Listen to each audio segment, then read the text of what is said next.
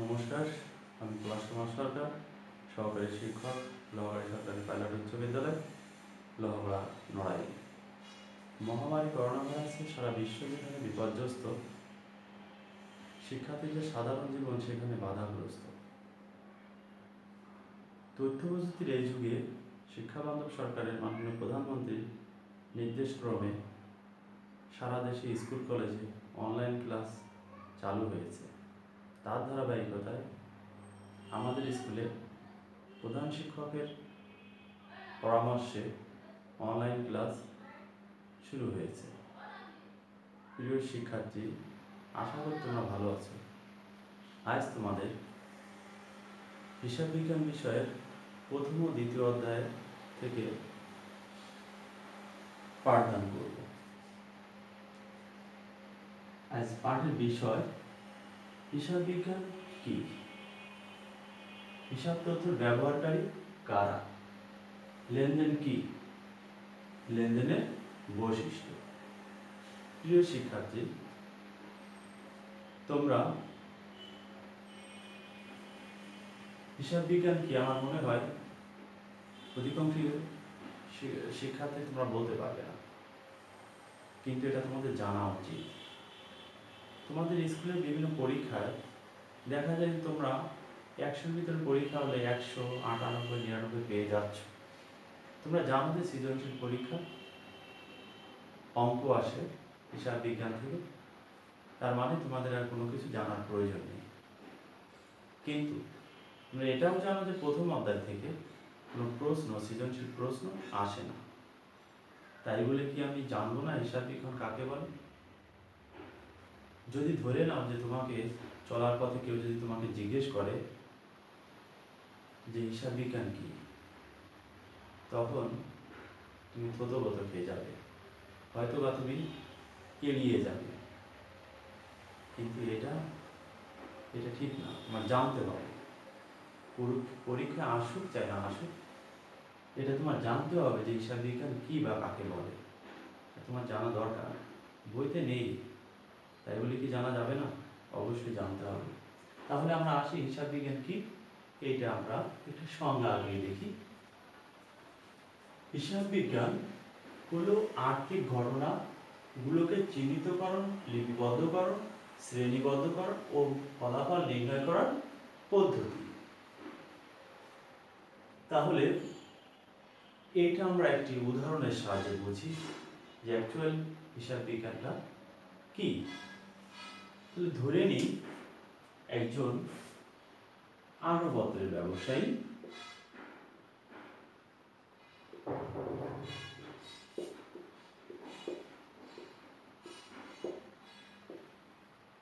এই আসবাবপত্রের ব্যবসায় সে আসবাবপত্রের ব্যবসা করবে। তাহলে এই আসবাবপত্রের ব্যবসা করতে হলে তাকে কি করতে হবে? তাকে আসবাবপত্র উৎপাদন করতে হবে, তাহলে আসবাবপত্র তৈরি করতে হবে। তাহলে আসবাবপত্র তৈরি করতে গেলে এই আসবাবপত্রের র ম্যাটেরিয়ালস কাঁচামাল কি? নিশ্চয়ই কাঠ। তাহলে আমরা কাঠ ক্রয় করলাম 50,000 টাকা। এবার কাঠ দিয়ে কি আসবাবপত্র তৈরি হয়ে যাবে? নিশ্চয়ই না। তাহলে কি করতে হবে? তাহলে এই কাঠ দিয়ে যারা আসবাবপত্র তৈরি করে তাদেরকে কি বলা হয়? কাঠ মিস্ত্রি। তাহলে কাঠ মিস্ত্রির মজুরি দিতে হবে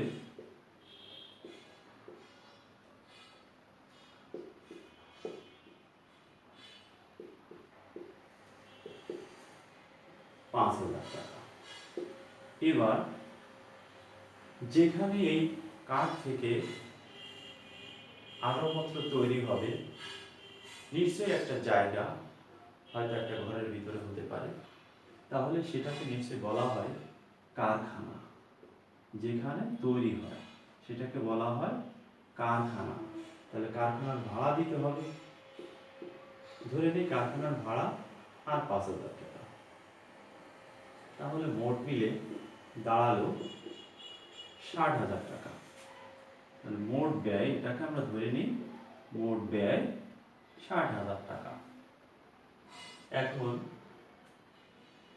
প্রত্যেকটা ব্যবসা প্রতিষ্ঠানের মূল লক্ষ্য, মূল উদ্দেশ্য হচ্ছে মুনাফা অর্জন করা। নিশ্চয়ই এই আরবপত্রের ব্যবসায়ী ইনিও মুনাফা অর্জন করতে চান, তাহলে সেটা কিসের পরে ধরে নিই মোট ব্যয়ের উপরে সে 10% মুনাফা বা লাভ করতে চান।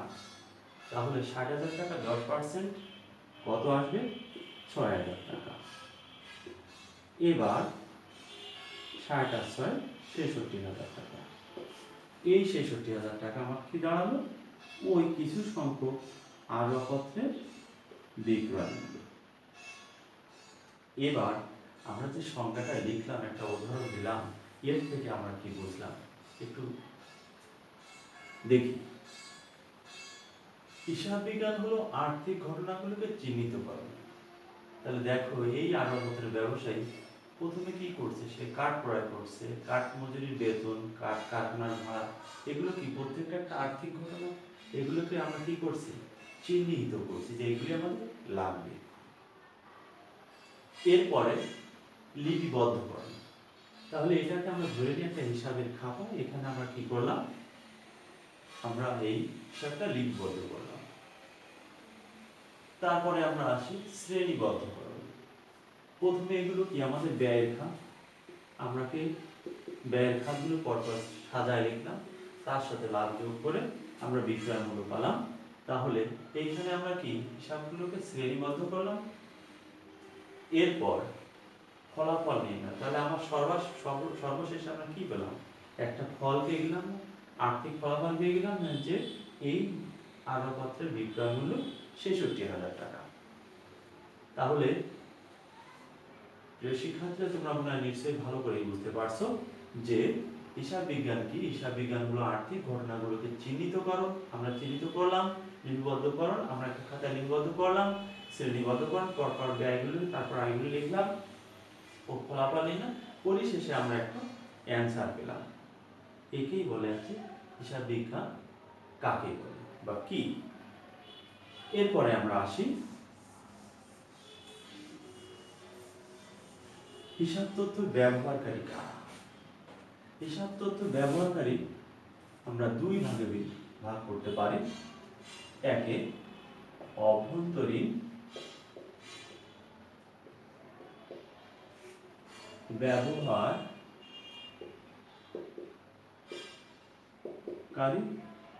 অভ্যন্তরীণ ব্যবহারকারী এরা কারা? যারা ব্যবসায়ের অভ্যন্তরে থেকে, মানে ভিতরে থেকে ব্যবসায়ের যাবতীয় হিসাব তথ্য পর্যালোচনা করে থাকে, তাদেরকে বলা হয় ব্যবসার অভ্যন্তরীণ ব্যবহারকারী। তারা কারা? হিসাব রক্ষক, হিসাবের বই ও হিসাবের বিভিন্ন কাগজপত্র প্রস্তুত করে থাকে। ব্যবসার মালিক ও তার ব্যবস্থাপক ওই হিসাব তথ্যের থেকে নির্দিষ্ট সময়ের লাভ ক্ষতি পরিমাণ ও আর্থিক অবস্থার পরিবর্তন জানতে পারে। তাহলে আমরা বলতে পারি যে ব্যবসায়ের মালিক ও তার ব্যবস্থাপক একমাত্র অভ্যন্তরীণ হিসাব তথ্য ব্যবহার করে। এরপরে আমরা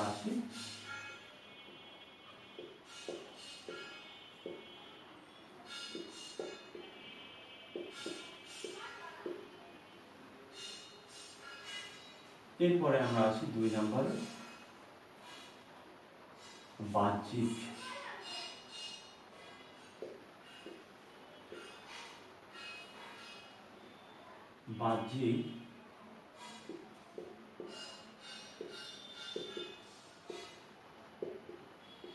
ব্যবহারকারী। বাহ্যিক ব্যবহারকারীর ভিতরে কে কে আসবে? আমরা একটা কথাই বলতে পারি, প্রতিষ্ঠানের বা ব্যবসার অভ্যন্তর থেকে একটা মালিক ও ব্যবস্থাপক, তা বাদে যারা আছে, যারা ব্যবহারকারী, তাদের সবাইকে আমরা বাহ্যিক ব্যবহারকারী হিসেবে ধরতে পারি। তাহলে তারা কারা? এক নম্বরে আমরা আসি ঋণ প্রদানকারী।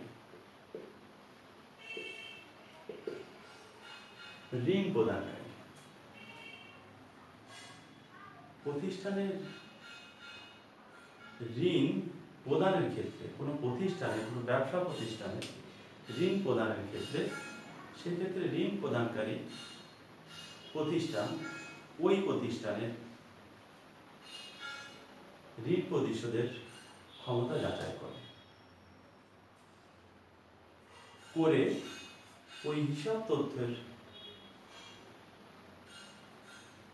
তথ্য পর্যালোচনা করে তারপরেই ঋণ প্রদান করে থাকে। তাহলে আমরা কি বুঝলাম? যে ঋণ প্রদানকারী কারা? যারা ঋণ প্রদান করে থাকে, ঋণ সরবরাহ করে থাকে, তারা কোনো কিছু না বুঝেই কখনো কোনো প্রতিষ্ঠানকে ঋণ প্রদান করে থাকে না। নিশ্চয়ই ওই প্রতিষ্ঠানের যাবতীয় তথ্য পর্যালোচনা করে, সব তথ্য পর্যালোচনা করে তারপরে ঋণ প্রদান করে থাকে।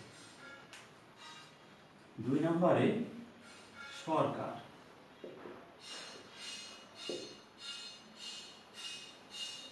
সরকারের কর্তৃপক্ষ ব্যবসা প্রতিষ্ঠানের হিসাব তথ্য হতে যথাসময়ে কর, ট্যাক্স, শুল্ক, আয়কর দিচ্ছে কিনা সেটা নিশ্চিত হতে পারে ও ভবিষ্যতে যে কোনো ব্যবস্থা নিতে পারে। তাহলে সরকার কি করে? সরকারের যারা কর্তৃপক্ষ আছে তারা ব্যবসায়ের হিসাব তথ্যের বিচার বিশ্লেষণ পর্যালোচনা করে তারা দেখে যে তারা সঠিকভাবে কর, ট্যাক্স এগুলি দিচ্ছে, এগুলো থেকে তারা নিশ্চিত হতে পারে, বা যদি না দিয়ে থাকে তার পরবর্তীতে তারা ব্যবস্থাও নিতে পারে। 3 নম্বরে পাওনাদার।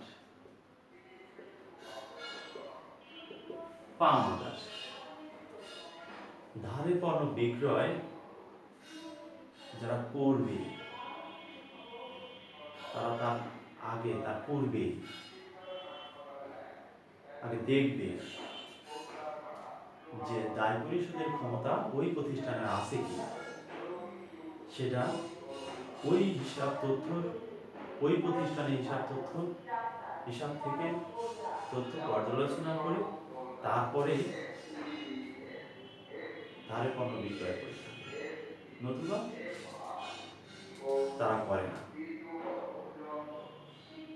তারা নিশ্চিত হবে যে আমি প্রতিষ্ঠানের নিকট ধারের জন্য পণ্য বিক্রয় করব, সেক্ষেত্রে আমি যথাসময়ে সেটা ওই প্রতিষ্ঠান দায় পরিশোধ করতে পারবে কিনা। যদি তারা ভালো মনে করে যে প্রতিষ্ঠানের সব কিছু হিসাব তথ্য দেখে, তখনই তারা ধারে পণ্য বিক্রয় করার সিদ্ধান্ত নিতে পারে। তাহলে প্রিয় শিক্ষার্থীরা, তোমরা বুঝতে পেরেছ যে হিসাব তথ্য ব্যবহারকারী কারা? আভ্যন্তরীণ ব্যবহারকারী বলতে কাদেরকে বলা হবে? মালিক ও ব্যবস্থাপক। এ বাদে যারা আছে সবাই বাহ্যিক ব্যবহারকারী।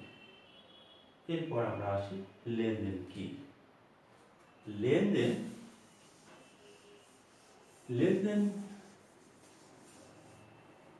ঘটনা থেকে লেনদেনের সৃষ্টি, তবে সকল ঘটনায় লেনদেন নয়। ঘটনা 2 প্রকার, একটি অর্থ সম্পর্কযুক্ত ঘটনা আর একটা হচ্ছে অর্থ সম্পর্কহীন ঘটনা। অর্থ সম্পর্কযুক্ত ঘটনায় কি আমরা লেনদেন হিসেবে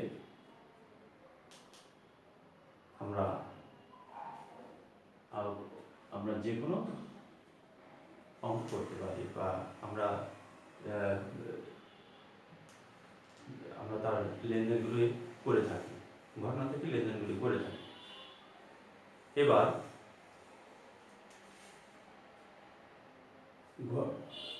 লেনদেন শব্দের আবিধানিক অর্থ হলো দেওয়া নেওয়া, ইংরেজিতে বলে গিভস অ্যান্ড টেকস। এবার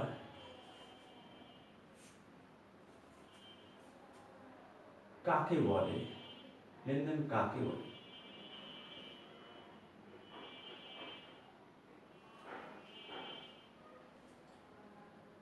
অর্থের আদান প্রদান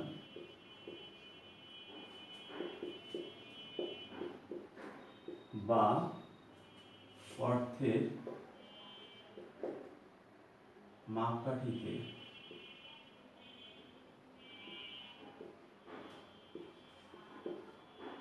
পরিমাপযোগ্য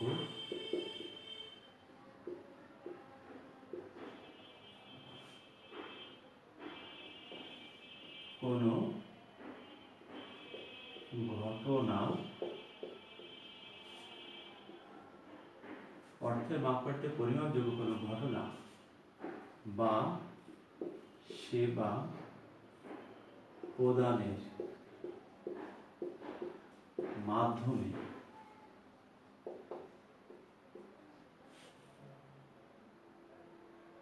কোনো প্রতিষ্ঠানের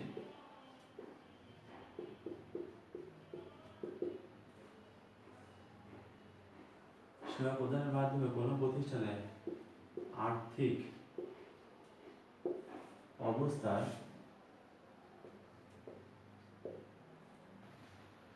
পরিবর্তন ঘটলে ওই সমস্ত ঘটনা বা আদান প্রদানকে লেনদেন বলে। তাহলে আমরা কি লিখলাম? অর্থের আদান প্রদান বা অর্থের মাপকাঠিতে পরিমাপযোগ্য কোনো ঘটনা বা সেবা প্রদানের মাধ্যমে কোনো প্রতিষ্ঠানের আর্থিক অবস্থার পরিবর্তন করলে ওই সমস্ত ঘটনা বা আদান প্রদানকে লেনদেন বলে। তাহলে আমরা একটা দেখি যে অর্থের আদান প্রদান, আমরা দুটো পক্ষ থাকবে, একটা পক্ষ দেবে আর একটা পক্ষ নেবে। তাহলে এই ক্ষেত্রে অর্থের আদান প্রদানের ধারাও লেনদেন হতে পারে বা অর্থের মাপকাঠিতে পরিমাপযোগ্য কোনো ঘটনা, অর্থের মাপকাঠিতে পরিমাপযোগ্য ঘটনা, কারণ প্রত্যেকটা লেনদেন হতে হবে অর্থের মাপকাঠিতে পরিমাপযোগ্য। এটা যদি না হয় তাহলে সেটা লেনদেন হতে পারে না। আবার সেবা প্রদানের মাধ্যমে কোনো প্রতিষ্ঠানের আর্থিক অবস্থার পরিবর্তন ঘটলে, যেমন আসবাবপত্র করায় 10,000 টাকা, তাহলে সেই ক্ষেত্রে কি হচ্ছে? ওই প্রতিষ্ঠানের আর্থিক অবস্থার পরিবর্তন হচ্ছে, ওই সমস্ত ঘটনা বা আদান প্রদানকে কি বলা হবে? লেনদেন। তাহলে আমরা লেনদেন কি এটা বুঝতে পারলাম। এরপরে আমরা আসি সর্বশেষ লেনদেনের বৈশিষ্ট্য।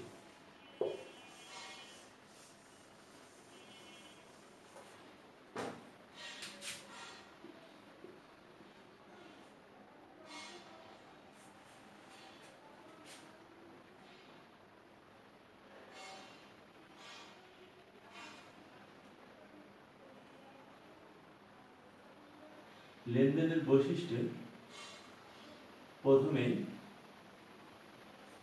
1 নম্বরে অর্থের অঙ্কে পরিমাপযোগ্য।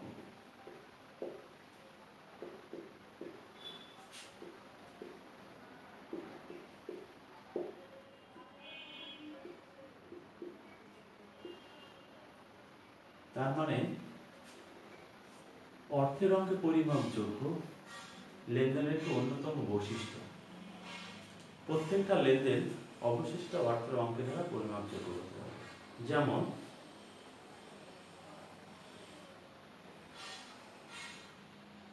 আসবাবপত্র করায় 5,000 টাকা,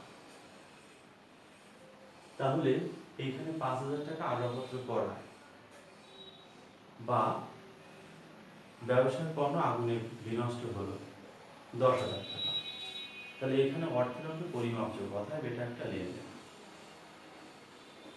যদি বলা হয় যে ব্যবসায়ের কারবারের বা ব্যবসায়ের ম্যানেজারের মৃত্যু হলো, এটা লেনদেন, এখানে অর্থের অঙ্ক পরিমাপযোগ্য নেই। তাহলে এইভাবে আমরা বুঝতে পারি। 2 নম্বরে আর্থিক অবস্থার পরিবর্তন।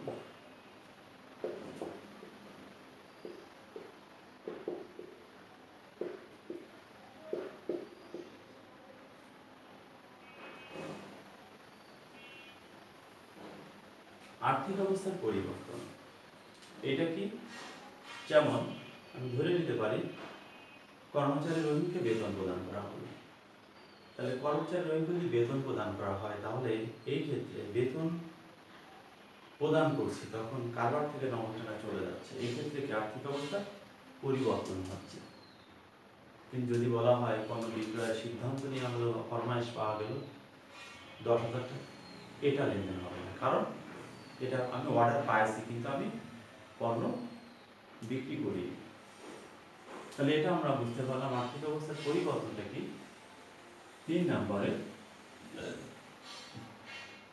দ্বৈত সত্তা।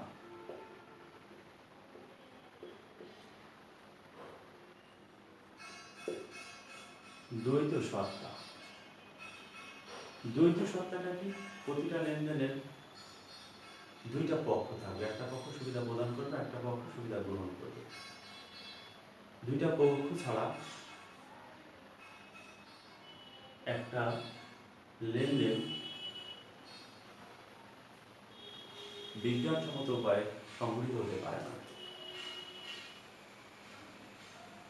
তাহলে তাহলে লেনদেনের একটি অন্যতম বৈশিষ্ট্য, আরেকটি অন্যতম বৈশিষ্ট্য হচ্ছে দ্বৈত সত্তা। 3, 4 চারে আছে স্বয়ংসম্পূর্ণ স্বতন্ত্র।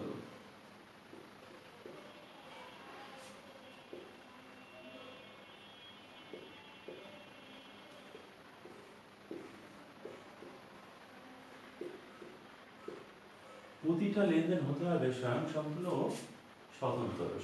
স্বয়ংসম্পূর্ণ বলতে আমরা কি বুঝি? প্রত্যেকটা লেনদেন দুটি পক্ষ থাকতে হবে, একটি থেকে আরেকটা ভিন্নতা থাকবে। যেমন মিস্টার রহিমের কাছ থেকে পণ্য করায় 20,000 টাকা, 10 দিন পরে তার মূল্য পরিশোধ করা হলো। তাহলে রহিমের কাছ থেকে পণ্য ক্রয় করা হলো 10,000 টাকা, এটা একটা লেনদেন। আবার 10 দিন পরে পরিশোধ করছি, এটাও আর একটা লেনদেন। এটা একটা ঘটনা বা ওটা একটা আবার লেনদেন। তাই প্রত্যেকটা লেনদেন স্বয়ংসম্পূর্ণ হতে হবে, তার দুটো পক্ষ থাকবে এবং স্বতন্ত্র হতে হবে। 5, ঐতিহাসিক ঘটনা। ঐতিহাসিক ঘটনা, ঐতিহাসিক ঘটনাটা কি? প্রত্যেক লেনদেন ঐতিহাসিক ঘটনা বলতে আমরা কি বুঝি? যা পূর্বে ঘটে গেছে তাকে আমরা ঐতিহাসিক ঘটনা হিসেবে বলি। তাহলে পূর্বে যা ঘটে গেছে তার থেকেও লেনদেন সৃষ্টি হতে পারে, আবার ভবিষ্যতে যা ঘটবে তার থেকেও লেনদেন সৃষ্টি হতে পারে। সেগুলি কি? যেমন অনাদায়ী পাওনা সঞ্চিতি, বার্তা সঞ্চিতি, এইগুলি। এরপরে আমরা আসি 6 নম্বরে দৃশ্যমান।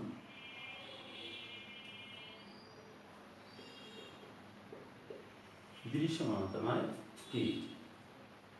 এটা একটি লেনদেনের আরেকটি বৈশিষ্ট্য। দৃশ্যমানতা হচ্ছে লেনদেন উভয় প্রকার হতে পারে, দৃশ্যমান হতে পারে, অদৃশ্যমান হতে পারে। যেমন আমি একটি আরোপত্র ক্রয় করলাম 10,000 টাকা, এটা একটা দৃশ্যমান লেনদেন, যেহেতু আমি আসবাবপত্রটাকে স্পর্শ করতে পারছি, দেখতে পাচ্ছি। আর অদৃশ্যমান লেনদেন আছে, যেমন আরোপত্রের অবস্থায় থাকতে পারে, আমি 5 বছর 10 বছর ব্যবহার করার পরে ওই আরোপত্রের কতটুকু অবচয় করা হলো এটা আমি দেখতে পাই না। তাহলে দৃশ্যমান আমরা অদৃশ্যমান এটা বুঝলাম, লেনদেন বুঝলাম। এরপরে আসি 7 নম্বরে হিসাব সমীকরণের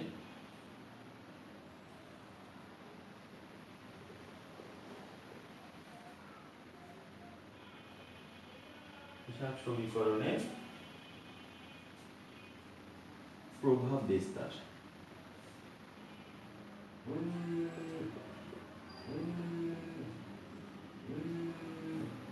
হিসাব সমীকরণের উপর প্রভাব বিস্তার।